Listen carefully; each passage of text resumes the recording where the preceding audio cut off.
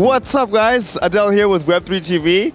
I am so excited to be interviewing Jocelyn, who is head of operations of Autoflight at the Gitex Global on the final day.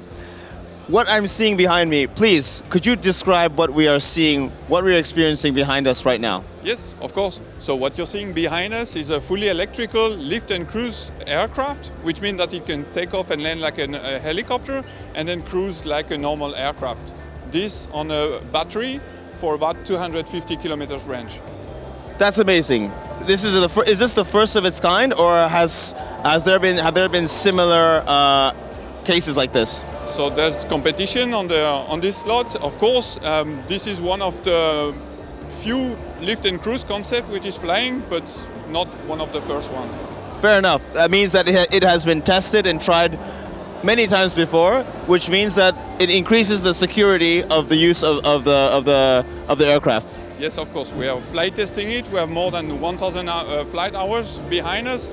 What you're seeing here is the generation 4, and we are working on the generation 5 with some evolution. Tell me a little bit about the evolution, maybe in the form of AI. Has there been any AI usage? If yes, why? If not, why not? So AI is being used for the engineering and the development of the machine, but not for the flying itself. So for example, for the automatic landing, we are using AI for camera detection, but not for the flying itself, flight control system or avionic. And do you think for the Evolution 5, there will be some usage or some application of autopilot? So autopilot, this machine can fly fully automatically from A to B. It will take off, cruise and land automatically, but without the help of the AI for the time being. Because for certification purposes, it's still a black box which is not yet approved. I see. And who is the authority or the regulatory authority of all the aircrafts?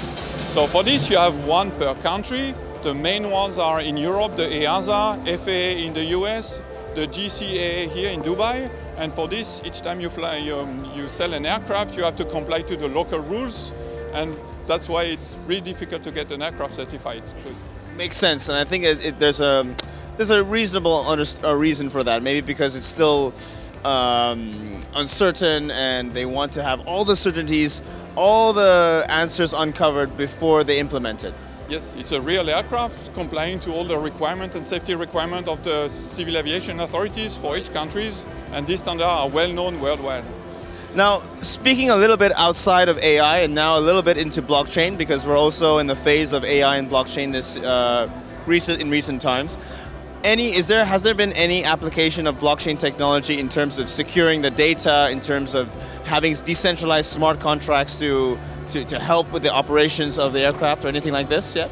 So there's still ongoing studies that we are doing now, but for example, for the maintenance of an aircraft, to be sure that all the parts are coming from the original OEM or are being the real ones, there could be usage of smart contracts to follow up the lifetime of all the parts, the maintenance operation and everything around the maintenance of the aircraft. Yes, especially in the form of supply chain management, where you can, like you said, tracking all the parts, where it came from, all information like that. Exactly. Aircraft parts are expensive, so you can repair and fix them, but you want to follow up where the part is coming from, who's repaired it, who's used it, and for this you could use the blockchain. And I have a potential other use case for blockchain technology, which is, of course, when you fly, you can earn points. Maybe instead of earning points, you can earn cryptocurrencies. What do you think of that? No, I think this will be special blockchain for the aeronautical world, yes, which will only be used for tracking the life of the aircraft, yes, but not for making money. No. Not for miles. But who are the typical types of clients that would use this kind of aircraft? So first, we think typical client will be major operators already flying aircraft or helicopters, and maybe peu à peu there will be some new kind of operators which will take over. Could there ever be a tourism kind of way of using the aircraft? Yes, of course. You could do sightseeing with that kind of aircraft. You have camera. We have screen in the cabin as well, so we can use that to do tourism. Okay, great, fantastic.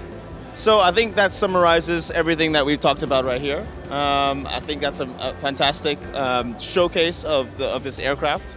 Thank you for the insightful interview. Thank you very much. Thank you so much for watching. This is Web3 TV, and we'll see you next time.